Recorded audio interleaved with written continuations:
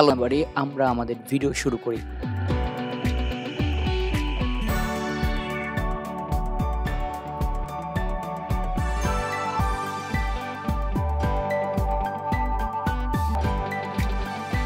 Alright, so প্রথমে আমরা কিছু বেসিক কি ইনফরমেশন জানবো এই ফেলোশিপ সম্পর্কে, যেগুলো আমাদেরকে এই পুরো ভিডিওটা দেখতে গাইড করবে বা সাহায্য করবে ভিডিওর কন্টেন্টগুলো বুঝতে। চলুন কিছু কি ইনফরমেশন জেনে আসি। প্রথমে বলছি যে এইটা হচ্ছে হার্ভার্ড ইউনিভার্সিটি এখানে হোস্ট। এই ফেলোশিপটি পেলে আপনি হার্ভার্ড ইউনিভার্সিটিতে পড়াশোনা করতে পারবেন, বিশেষ করে এখানে পিএইচডি।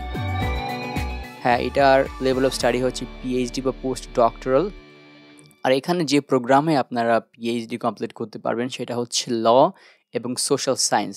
অর্থাৎ যারা ল ব্যাকগ্রাউন্ডের অথবা সোশ্যাল সায়েন্স ব্যাকগ্রাউন্ডের তারা কিন্তু এই ফেলোশিপের জন্য মনোনীত হবেন। অন্যান্য প্রোগ্রামের জন্য কিন্তু অন্যান্য প্রোগ্রামের স্টুডেন্টরা এখানে অ্যাপ্লাই করতে পারবেন না। এবং এই ফেলোশিপের পিরিয়ড হচ্ছে 3 বছর। আপনাকে 3 বছর হার্ভার্ড ইউনিভার্সিটিতে বা আমেরিকাতে অবস্থান করতে হবে যদি আপনি এই ফেলোশিপের জন্য মনোনীত হয়ে থাকেন। তো এখন চলুন জেনে আসা যাক যে হার্ভার্ড ইউনিভার্সিটির এই ফেলোশিপ পেলে আমরা কোন কোন ধরনের বেনিফিটস পাবো। ওকে, এখানে বেনিফিটস বলতে একটাই এখানে সবচেয়ে বড়, যেটা হচ্ছে আপনাকে অ্যানুয়াল স্টাইপেন্ড দেওয়া হবে $৭৫,০০০। ওকে, সো প্রতি বছর যদি আপনাকে $৭৫,০০০ দেওয়া হয় তাহলে ৭৫,০০০কে যদি আমরা বাংলাদেশি টাকায় কনভার্ট করি তাহলে দেখুন এখানে আমি এখন যে ভিডিওটা বানাচ্ছি এই সময়ে, আজকে হচ্ছে 19 নভেম্বর 2022। এই সময়ে কিন্তু বাংলাদেশি টাকা হিসাব করলে পরে এটা ৭৭,২২,০০০ টাকা আসে। আর হিসাব করলে কিন্তু প্রতি মাসে এখানে ৬,৪০,০০০ মতো আসে।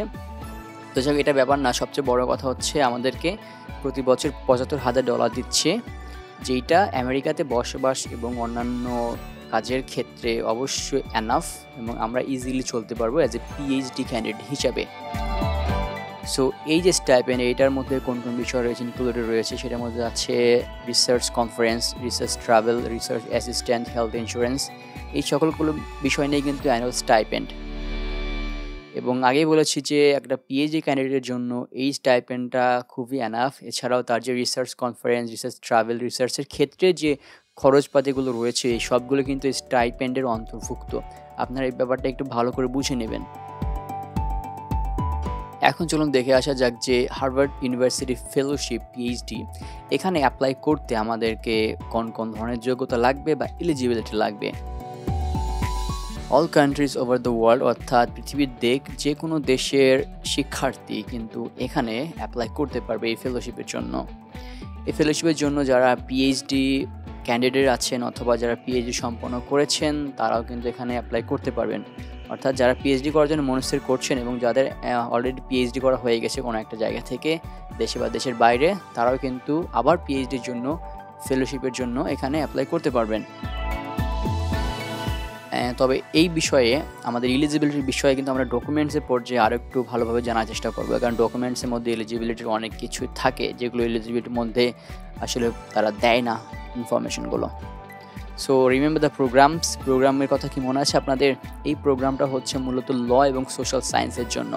আপনারা ল এবং সোশ্যাল সায়েন্স ব্যাকগ্রাউন্ডে হলে আপনারা যদি এই প্রোগ্রামের আওতাধীন পিএইচডি করতে চান, অ্যাডভান্স পিএইচডি, তাহলে কিন্তু আপনারা এই ফেলোশিপের জন্য অ্যাপ্লাই করতে পারবেন। চলুন এখন দেখে নেওয়া যাক যে এই ফেলোশিপের জন্য অ্যাপ্লাই করতে আমাদেরকে কোন কোন ধরনের ডকুমেন্টস লাগবে। সো নাম্বার 1, একটা কভার লেটার লাগবে, যেটার মধ্যে কিন্তু আপনার অ্যাকাডেমিক ফিল্ড, আপনি কোন কান্ট্রি বা কোন রিজনের মধ্যে আছেন এবং আপনার রিসার্চ টপিক, এই সকলগুলো বিষয় নিয়ে কিন্তু আপনার একটা কভার লেটার দিতে হবে। আমরা জানি যে সিভি এবং কভার লেটার দুইটা বিষয় আলাদা। অর্থাৎ সিভির উপরে একটা ইমেইলের মধ্যে যে লেখাগুলো থাকবে সেটা মূলত কভার লেটার বলা থাকে। কভার লেটারের মধ্যে আপনি শুধু লেটারের মধ্যে আপনি এই বিষয়গুলো ইনক্লুড করে দেবেন, যার ফলে যেটা হবে এগুলো দেখার পরে তারা আপনার সিভিটা দেখার জন্য ইন্টারেস্ট ফিল করবে এবং আপনার সিভিতে আরও বিস্তারিত বিষয় সম্পর্কে জানতে পারবে আপনার সম্পর্কে। ওকে, সো সিভি দিতে হবে। আপনার সিভির মধ্যে অবশ্যই আপনার পাবলিকেশনগুলো অ্যাড করে দিতে হবে, কারণ এখানে আপনার পিএইচডির জন্য অ্যাপ্লাই করছেন, আপনার অবশ্যই একটা ভালো রিসার্চ ব্যাকগ্রাউন্ড থাকা দরকার। এবং রিসার্চ প্রপোজাল লাগবে একটা, যেটা হবে ম্যাক্সিমাম 2500 শব্দের মধ্যে। এর মধ্যে অবশ্যই research methodology, objective, discipline work, অর্থাৎ একটা রিসার্চ প্রপোজালের মধ্যে যে এলিমেন্টসগুলো থাকে সেগুলো তো দেবেনই, তার মধ্যে অবশ্যই methodology, research objective, discipline work, এই বিষয়গুলো একটু ভালোভাবে অবশ্যই দিতে হবে এই আর কি। এবং পিএইচডি প্রোগ্রাম ট্রান্সক্রিপ্ট, শুরুতেই বলেছিলাম যে যারা পিএইচডি অলরেডি করেছেন অথবা পিএইচডি করতে চাচ্ছেন তারা উভয়ই কিন্তু এখানে অ্যাপ্লাই করতে পারবেন। অ্যান্ড যারা পিএইচডি অলরেডি করেছেন তাদের ক্ষেত্রে পিএইচডি প্রোগ্রামের ট্রান্সক্রিপ্টটা এখানে ডকুমেন্টস হিসাবে কাজে লাগবে, এলিজিবিলিটি হিসাবে বলতে পারেন। সো এখানে আপনার 3টা লেটার অফ রিকমেন্ডেশন লাগবে। এই রিকমেন্ডেশন লেটারগুলো আপনারা যেখানে রিসার্চ করেছেন অথবা ওয়ার্ক এক্সপিরিয়েন্স থাকলে আপনার রিসার্চের যে সুপারভাইজার অথবা যে প্রতিষ্ঠানে আপনারা কাজ করেছেন সেখান থেকে আপনারা এই রিকমেন্ডেশন লেটার নিতে পারেন। 3টা রিকমেন্ডেশন লেটার লাগবে। এখানে আদার্স নামে নিচে আমি একটা শব্দ লিখে দিয়েছি। আদার্স বলার কারণ হচ্ছে এই স্কলারশিপ, এই ফেলোশিপের আওতায় যে লিঙ্কটা দেওয়া আছে, আমি ওয়েবসাইটের মধ্যে ঢুকলাম, সেখানে দেখলাম যে তারা বলেছে যে এই ডকুমেন্টসগুলো লাগবে, তবে তারা যদি ইচ্ছা করে, যারা এই ডকুমেন্টগুলো রিভিউ করবে তারা পরবর্তীতে আপনার ব্যাচেলরের ট্রান্সক্রিপ্ট, মাস্টার্সের ট্রান্সক্রিপ্ট এবং অন্যান্য আনুষঙ্গিক ডকুমেন্ট চাইতে পারে। সেক্ষেত্রে আমি বলবো যে আপনারা সব ডকুমেন্টস রেডি করে রাখবেন, আপনার কাছে যেগুলো আছে অ্যাপ্লাই করার সময় যেগুলো দরকার হয় সেগুলো দিয়ে অ্যাপ্লাই করবেন, আর পরবর্তীতে যদি চাই আপনারা তখন ব্যবহার করবেন আর কি। আর হ্যাঁ, এই ডকুমেন্টসগুলো অবশ্যই আপনাকে পিডিএফ ফরম্যাটে সাবমিট করতে হবে। চলুন এখন জেনে আসা যাক যে অ্যাপ্লিকেশন প্রসেস সম্পর্কে হার্ভার্ড ইউনিভার্সিটি ফেলোশিপের। অ্যাপ্লিকেশনের জন্য আপনাকে একটা অনলাইন অ্যাকাউন্ট খুলতে হবে। অনলাইন অ্যাকাউন্টের লিঙ্কটা আমি ডেসক্রিপশন বক্সে দিয়ে দেবো।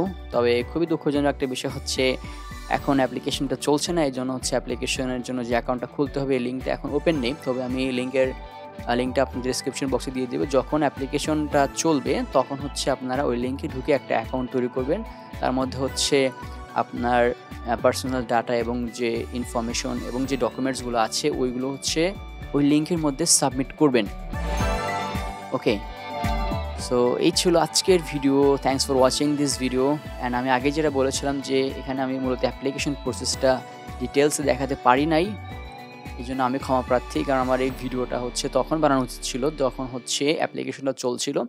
তো আপনারা যারা ভিডিওটা দেখবেন তারা যদি চান যে আমি অ্যাপ্লিকেশন প্রসেসটা A to Z দেখাই আপনাদেরকে, তাহলে অবশ্যই আমাকে রিমাইন্ড করবেন এবং কমেন্ট বক্সে আমাকে জানাবেন যে আপনারা অ্যাপ্লিকেশন প্রসেসটা সম্পর্কে জানতে চাচ্ছেন। সো সম্পূর্ণ ভিডিও দেখার জন্য অসংখ্য ধন্যবাদ। সবাই ভালো থাকবেন, সুস্থ থাকবেন। আসসালামু আলাইকুম।